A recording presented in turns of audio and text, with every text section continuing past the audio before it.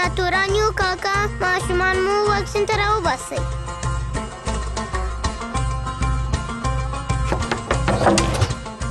موږ واکسیناتوریان کاکا ماشومان مو واکسین ته وباسئ. زما زوی ناروغ دی، نه غواړم چې واکسین کړم.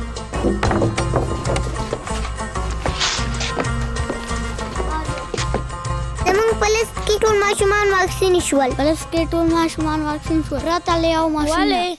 ځکه چې ناروغ تبه یې درلوده. تبه یوه یا دوه ورځې وي، ګزن دایمي دی، نو هیر مو نه د شي. پولیو 2 څاڅکي هر واکسین ماشوم ته هر ځل تر 15 کلنۍ. 2 څاڅکي د پولیو واکسین هر کوچني ته هر ځلې